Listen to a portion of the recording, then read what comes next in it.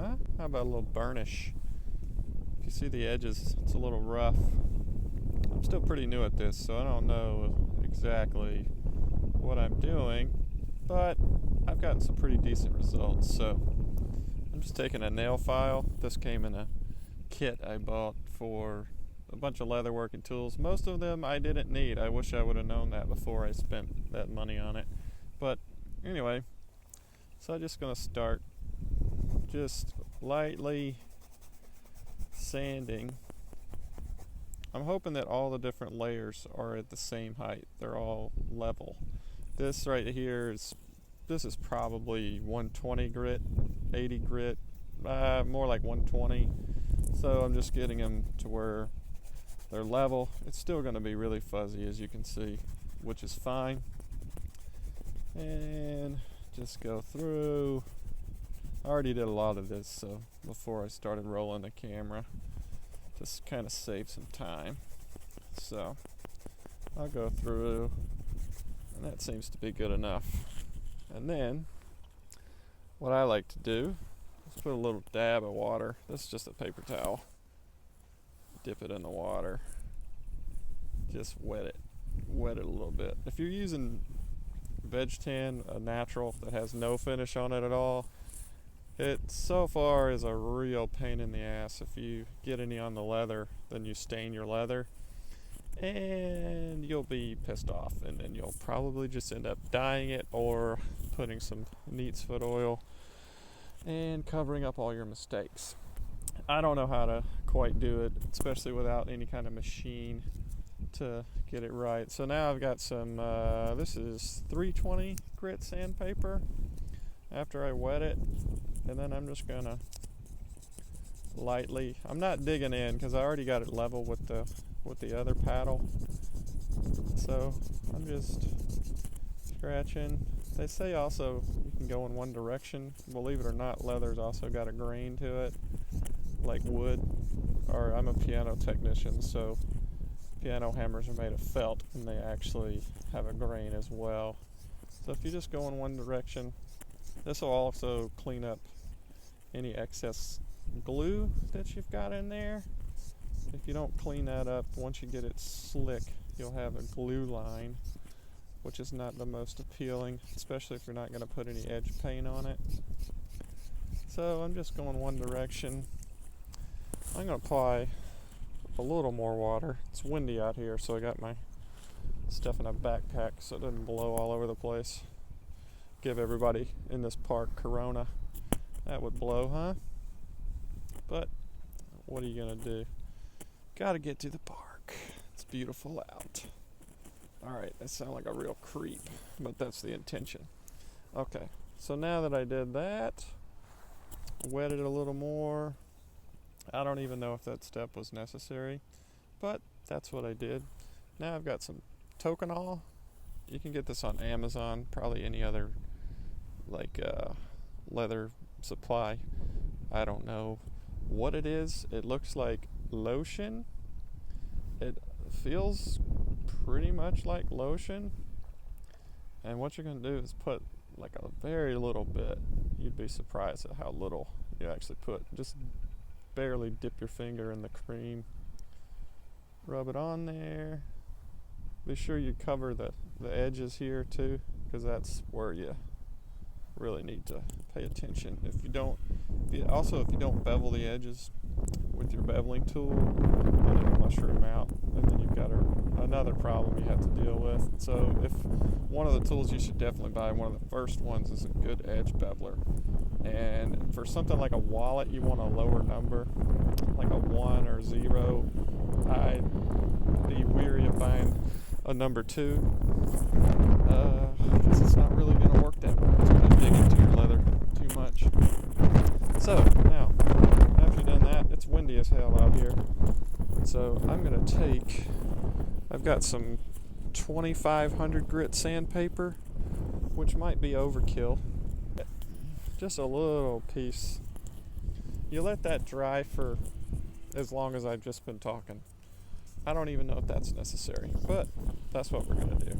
And then, with the 2500 grit, this is burnishing. You could probably might be enough without ever having to use your slicker. But I use the slicker because that's kind of what everyone else does, and right now I'm not good enough to not follow suit, so that's what I'm going to do. These are videos for the learning man. I'm learning along with you, so if you leave your smart ass comments in the comment section, that's fine. Just know that I suck at this, and I am learning too, and you can go fuck yourself. Okay, I'm just kidding. Don't take that personally. Don't take that personally. Okay, so now that I've done that, I'm gonna wet it again. I don't know if this is if I need to do this, but the last edge I did, and I did these steps, it ended up looking pretty damn nice. So Daddy's gonna wet it. Okay, that was even more creepy. See how I did that for you? That was intentional. So I got a little wet. Now, I'll take an edge slicker. These are really cheap. You can get them anywhere. They're nice because they got the bevels in there. You can't just use a flat piece of wood because you'll round off the edges, and you don't want to do that. So I take the one that fits the best onto the edge, and then you're gonna move really fast along that edge. Get a lot of friction. And I'm not pushing hard at all. I'm just moving as fast as I can, trying to build up some friction, a little heat, get that going. Now I've got this little gap here with a little bit less of a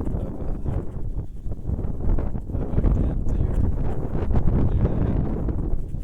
And then this side. Now that I've done this bevel here doesn't quite reach the middle of the edge here, so now I'll go to the top one just so I can get that, and I'm not pressing hard at all. I'm just doing enough to make sure I get every surface of that leather. And then do this side. Get that middle. Like I said, don't press hard or you're going to round over your edges and you're not going to be happy about it. Now that I've done that tokenol leaves a little bit of a white sheen. I could be doing it wrong, but it's fine. I'm just going to wipe it off. I'm going to apply a little more water. I like water. Water's a universal solvent. Did you know that? Look it up. It's true. Okay. So now look at it. It's getting real shiny. See that? I like it. Now go over it again. Slick that bad boy up. Again, no pressure. I'm just lightly, very lightly going over this. Just trying to use as much friction as I can. And if you can see, the white on this side is going away, but it's starting to look really good. Do this side. And for this middle part, I'm going to go up to the other one so I don't round those edges over. Go over that. Slick it up. Normally I would do this after I've already stitched the wallet. This is kind of my very last thing, just because I think it makes it look really good, and then once you're done, you're done. But I came out to the park and I forgot my fucking thread. Sorry, this is not G-rated. I guess it should have been, but oh well. Screw that. So, nice and slick. Looks good. You can still see the layers of where the leather was glued, but I might put some edge paint on it. Maybe put some brown. If you put black, it really pops. But this is what the wallet's going to look like. I'm going to stitch around the sides here with a nice, really light tan thread here. Banks leather. If you want this wallet, it'll be on Etsy, or if you leave something in the comments, you could probably just Venmo me and I'll send it to you. This is the back. It's just plain. It's going to have stitching all the way around. It's nice. Got a pocket here. 2 pockets on each side. Pocket on this side as well.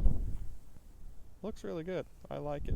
I'm still a beginner, but I feel like I'm still doing some pretty good work out there. So, hope this was helpful. If not, if you got any tips for me, please leave some tips. If you got any smart ass comments, those are welcome too. But just know, I'll fire back, baby.